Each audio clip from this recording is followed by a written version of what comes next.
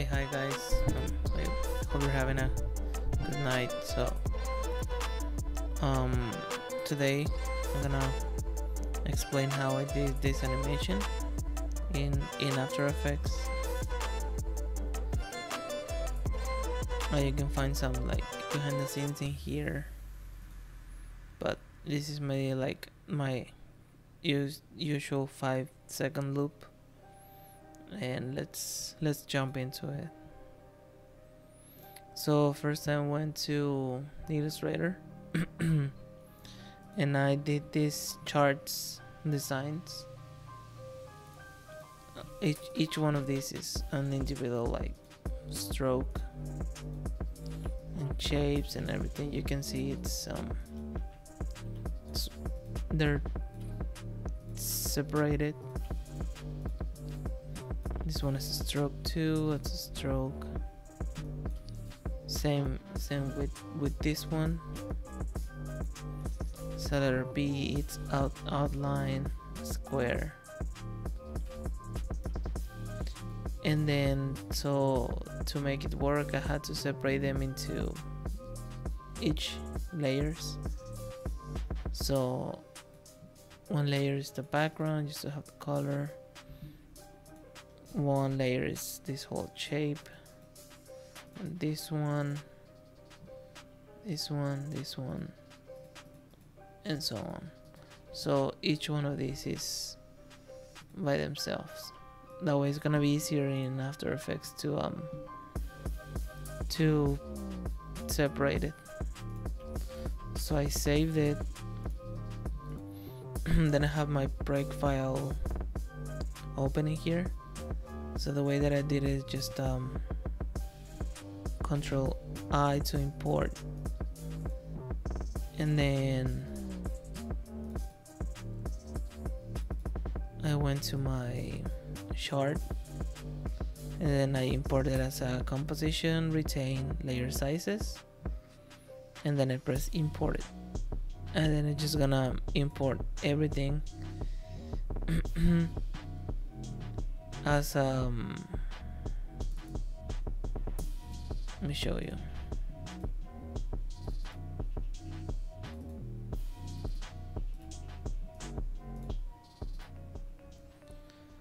As a one composition,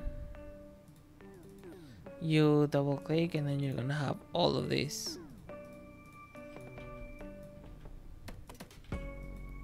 So first thing what I did was to change the background, but I'm gonna delete it, that way you have the mold separated. And then I'm gonna hide all the other ones. Building composition, so this is chart tutorial. I'm gonna hide all of these and name it done. So what I did with this one is I converted to shape. So let's make this one as an example. So I pre-comp it and Control Shift C, and then let's name it circle and square. Then I did a right click, create shapes from vector layer. So now everything it's a shape. And then what I did after is I exploded. You can download these explode shape layers. So what it's gonna do is gonna take all of these shapes and then put it on each individually. So if you click explode, I'm gonna hide these two. So now you have the square, the circle, and then this one. So now what I did was just add a trim pad to this one,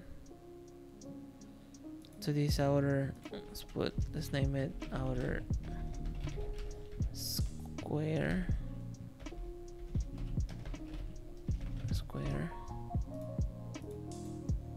Then let's make it brown, and then I just add a simple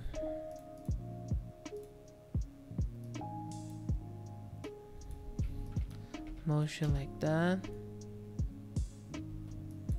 Nothing fancy. I maybe want to start right here. Never mind, like in the middle, right there.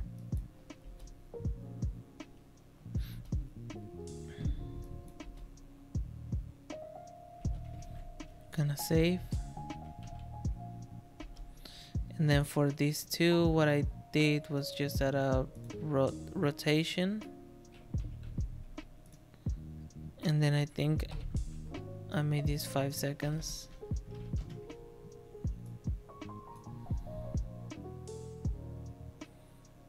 And then for this one, it was something like this.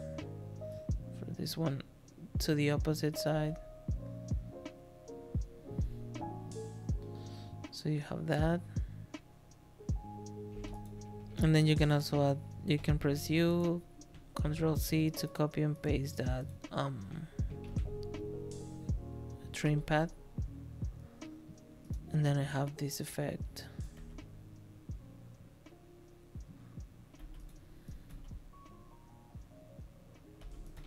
Right, so I animated all of the other ones, same style. I can animate this one, be tutorial, create shapes from vector layer, explode, hide these two, and now you have the B by itself. But since I copy the trim pads in here, Control C to copy, and I'm gonna paste it in all the lines. Control V, and it's gonna do that. It's gonna save us some time. And what I did is just move them around so it's a little bit random. And then let's make this 5 seconds.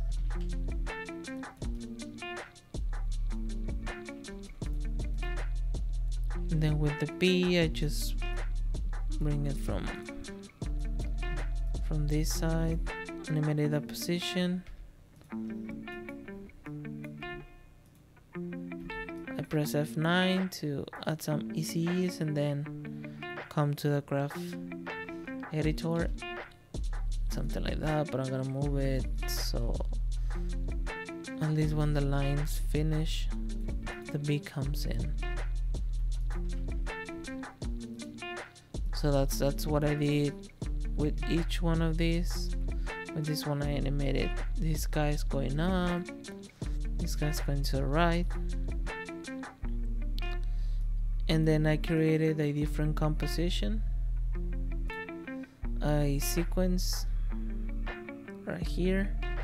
I made it 5 seconds, and then I did it 1080 by 1080 to make it square. As you can see here, 5 seconds. And then I brought all of the animated elements. As you can see, here's one,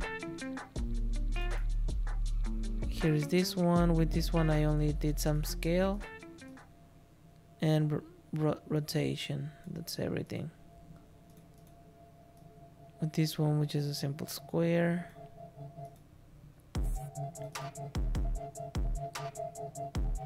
this one I animated each one as same as the other ones,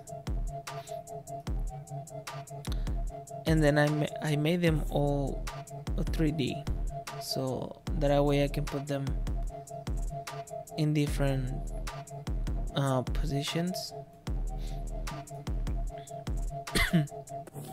And what I did in here is I brought a camera.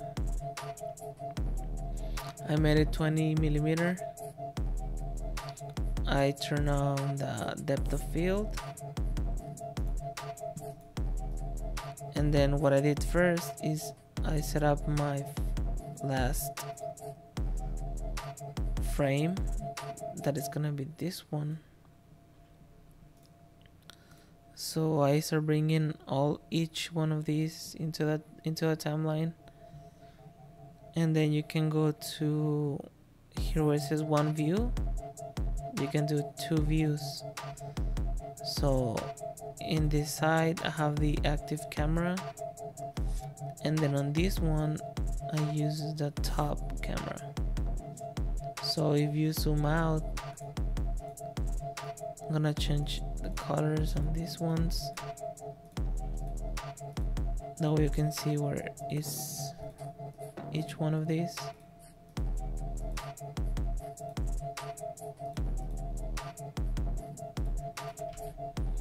So if you can see the final one, I have it right here. That's where the camera is gonna focus at the end. And then all of the other ones are spread like all over the place. So when you see it like here, it doesn't look too much as that, but when you play it, you're gonna see the camera movement. So I start from here, and then it goes to the back. So they start coming in and with the animation.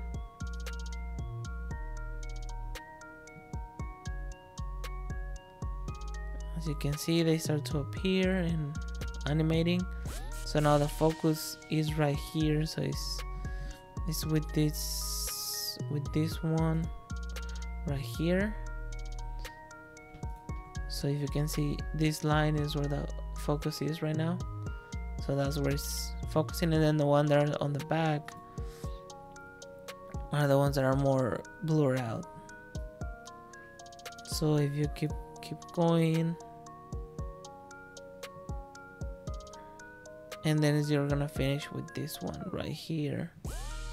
So as you can see, is in between the focus distance and this one. So when it comes to the end, it should land right here.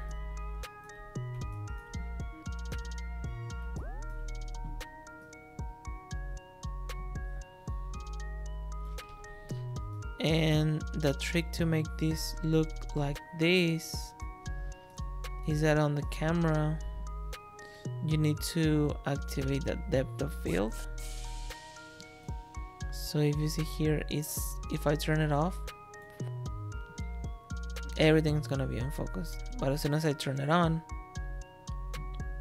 it's gonna blur out whatever is not on focus.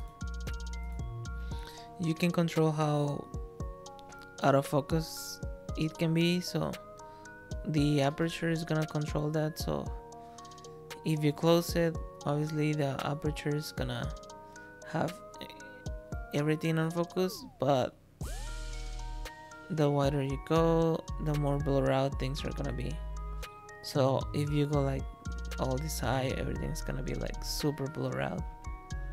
So just play with these settings until you find something that you like. And then the zoom is gonna see how close it's going to be. So as you see here, you see the camera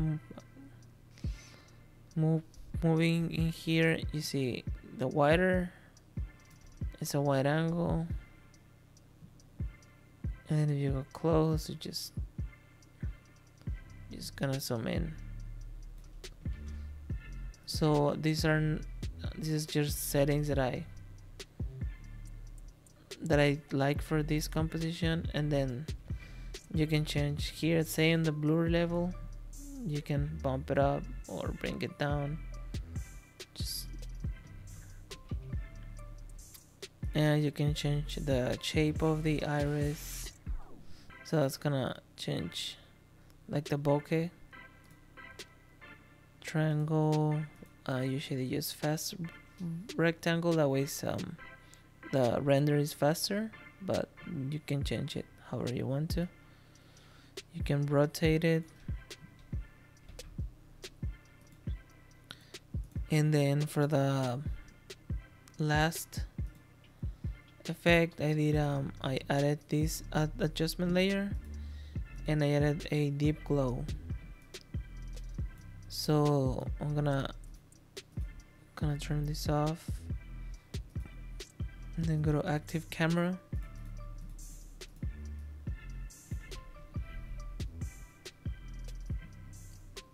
and then what this is gonna do is gonna do like a nice glow. You can change how this is a nice plugin, and it will make things look really good. Because if you use the usual glow, it's cool too.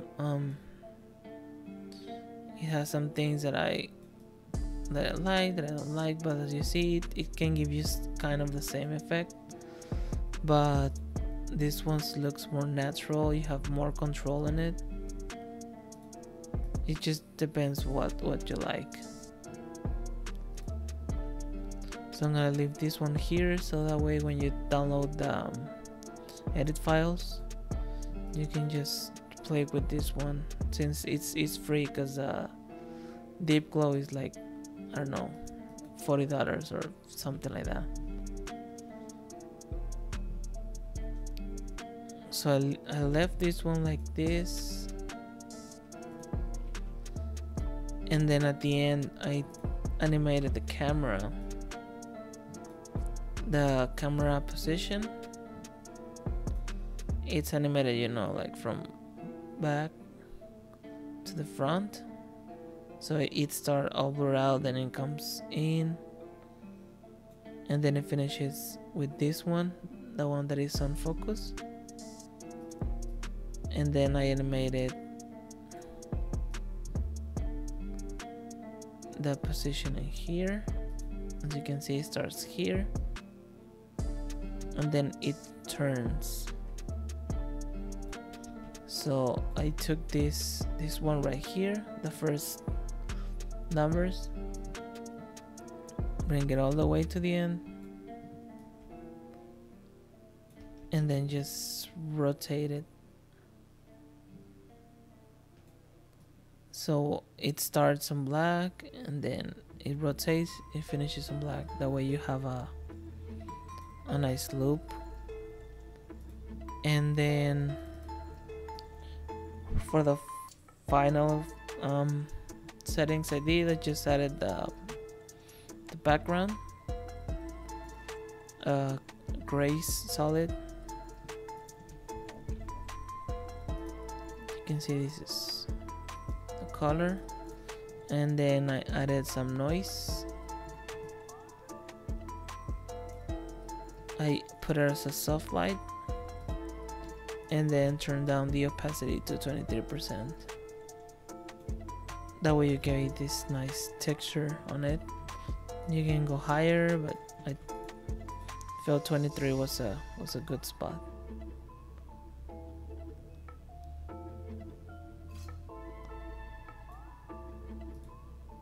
And then I made another composition that lasts 15 seconds. That way you just have this nice loop.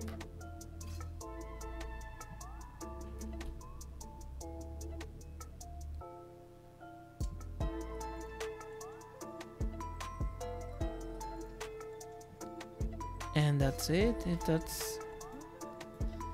That's it for this one. It was something fast and simple. Let me know if you have any questions. Put them in the comment section. And if you do something, make sure to tag me on Instagram or Facebook. But on Instagram you can find me like ivanc.14, and then just tag me. Hope you guys like this, and I'll see you on the next one.